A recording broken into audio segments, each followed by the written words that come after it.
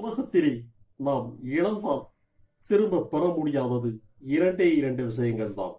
ஒன்று உயிர், இன்னொன்று காலம். உயிரை இழந்து விட்டால் திரும்ப பெற முடியாது. அதை போன்று காலத்தை நாம் இழந்து விட்டோம் என்று சொன்னாலும் திரும்ப பெறவே முடியாது. திருமுருக கிருபானந்த வாரியார் சுவாமி கேட்கும். இலங்கையிலே சீதாபிராட்டியார் இருக்கின்ற பொழுது அங்கே அனுமன் தூதுவனாக சென்றான். அப்பொழுது சீதா பிராட்டியார் சொல்லுகிறார், இந்த இப்பிறவிக்கு 2 மாதர்களை சிந்தையாலும் தொடேன் என்ற செவ்வரம் தந்த வார்த்தையை திருச்செவி சாற்றுவாய்ங்க. ஒரு சில நடிகர்கள் குத்தனாரா இருந்தாங்கன்னா எப்படி இருக்கும்னு சின்ன கற்பனை. எம்என் நம்பியார் வரார். டாய், வேலைக்கு வரக்கூடிய நேரமா? மணி எத்தனை ஆச்சு தெரியவில்லை. 10 மணி ஆச்சு. இதுக்கு மேல நீ கலவையை போட்டு பூச போறியா? சரியான நேரத்துக்கு வேலைக்கு வந்தா என் கம்பெனியில இரு, இல்ல கணக்க முடிச்சு போய்கிட்டே. நடிகர் எம்.ஆர். ராதா வரார். என்னோட சிமெண்ட் வைக்கக்கூடிய வலை தெரியுமா? என்ன விலைக்கு விற்கிறது தெரியுமா? மூட்டை 460 ரூபாங்கிறோம். இந்த வலை கொடுத்துட்டு போறத சிமெண்ட்டை சிந்திட்டு போனா கட்டுமா? நடிகர் டி.எஸ். பாலையா வரார். எவன்டாது சாந்த கலவை ஓடுற பையன்?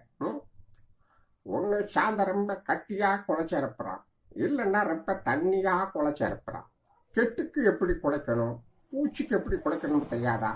முதல்ல கொஞ்ச நாளைக்கு வேலையை படிச்சுட்டு வேலைக்கு வாங்கப்பா. நடிகர் சிவாஜி கணேசன். அம்பா, நாங்கள் எங்க யார் வீட்டுக்கு வேலைக்கு போறாலும் ஒரு 11 மணி ஆயிடுச்சுன்னா காப்பி கொண்டாந்து கொடுப்பாங்க, ஒரு வடையும் கொடுப்பாங்க. மணி 12 மணிக்கு மேலாவது ஒண்ணுமே கவனிக்க மாட்டேங்கிறீங்களே. நீங்க எங்களை கவனிச்சாதான் நாங்க கூட கொஞ்ச நேரம் வேலை பார்ப்போம். நடிகர் சந்திரசேகர் வரார். என்னங்க உங்களுக்கு நல்லா இருக்கா? வீட்டுக்காரங்க இப்ப 650 ரூபான்னு சொல்லி கூலி வாங்குறீங்க.